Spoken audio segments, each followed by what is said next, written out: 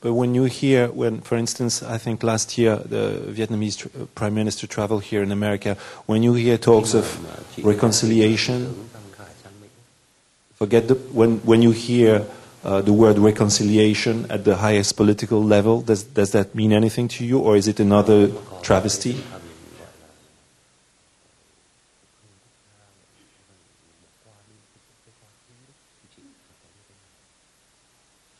Tôi không phải là Nguyễn Văn Khải, Phan Văn Khải. Nhưng mà tôi cảm thấy ông ta phải hành động như vậy vì phải như vậy. Vì không còn cách nào lựa chọn nào khác. I'm not Phan Văn Khải, but I don't think that he had another choice to act in any other way. Is that? That was blunt. Although you don't consider yourself as a professional writer, I think Bob and I would like to dwell on your latest book, the one that was published here last year, No Man's Land. When we first met 2 days ago, Bob had just finished reading the novel, and he says something that I found very, very true and very generous. He said, I'm still trying to... This novel is so powerful, made such an impression upon me, that I'm still trying to understand it, to understand where it takes me. Bob, can you say a few words about this book and where it took you? I think what its strength is where the strength of a literary work will always be, and that is in what Conrad was talking about, in the recognition of truth. I mean, how does art work? What is the morality of art? It lies in recognition. If I happen on one of those pieces of jade in the poem at the bottom of the sea, I say, there it is. I see it.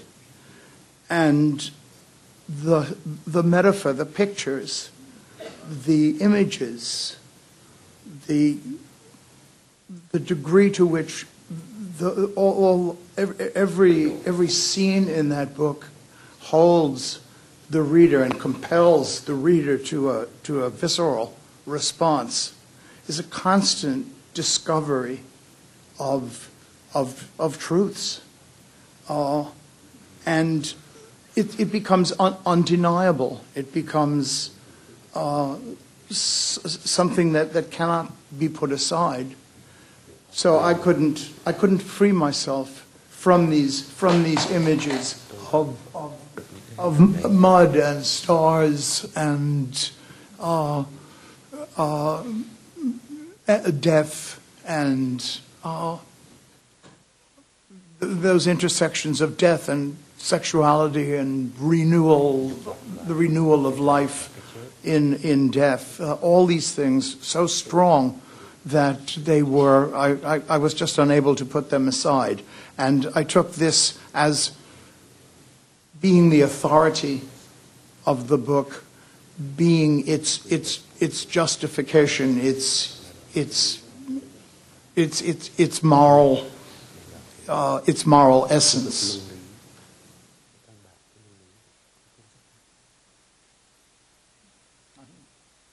No, it's not a question, it's a statement, I think.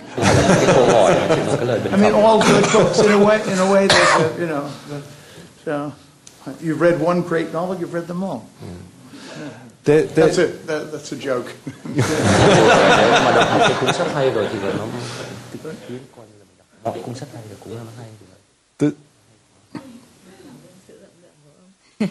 I'm thankful for your kindness. The substance Tôi rất là nghi ngờ bởi vì Có lẽ vì lòng tốt. But I'm a little bit skeptical because I just think that you're a compassionate person. My compassion is not required here, whether I'm a compassionate person or not. I don't require compassion here, nor you require my compassion. It's not an issue. Not an issue. One more literary question that you're not going to like, but your work, especially that novel, but I think each and every one of your novels deals with the modern tragedies of Vietnam. But at the same time, it seems to belong to a very old tradition that relates to the poetry of your country, to the folk tales of your country. When you started writing, did you feel you were somehow part of a tradition? Tôi có hai con người, một con người đấu tranh cho dân chủ, có nghĩa rằng tôi muốn du nhập cái nền dân chủ vào đất nước tôi. Do đó mà tôi bị vu khống là bán tài liệu quốc gia cho ngoại bang, làm gián điệp cho ngoại bang, vân vân. I have two persons in me, or two personalities. One is one that is a fighter for democracy, and which is why I've been accused of selling a national secret to the outside. Và một con người thứ hai là một người đàn bà răng đen mắt toét. Second personality is about a woman with black teeth. Nhưng mà nếu không có người đàn bà răng đen váy ộp thì tôi đã chết từ lâu rồi.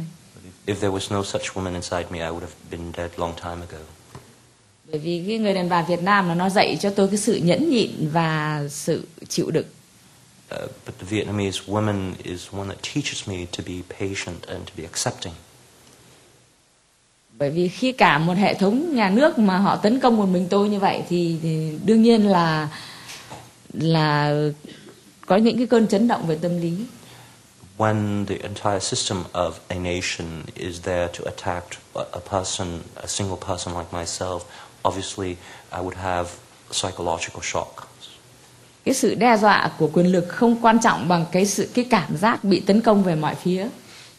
The threats by the government would not be as harsh as the feeling that one is being attacked from many different directions. Là những con người họ sống với mình như láng giềng mà họ nhìn mình như nhìn một kẻ thù. Those who live around you look at you with eyes as if you were the enemy. Bởi vì nhà nước phổ biến đến tận từng phố, phường, khóm và từng chi bộ rằng tôi là kẻ thù số 1 của nhà nước. Because the government put out literature to the streets, to the neighborhood, to the district that kẻ thù số 1 của nhà nước. I am the number one enemy of the state. Và vì thế mà mỗi khi mà tôi cảm thấy quá buồn nản thì tôi nghĩ đến cái hình ảnh những người đàn bà nhà quê Việt Nam gánh những gánh nặng và leo dốc, leo bờ đê.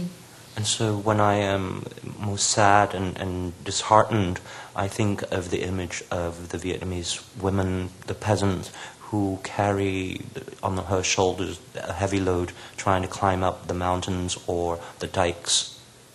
Và những hình ảnh cũ kỹ cho tôi sức mạnh. Such old traditional images create a strength for me.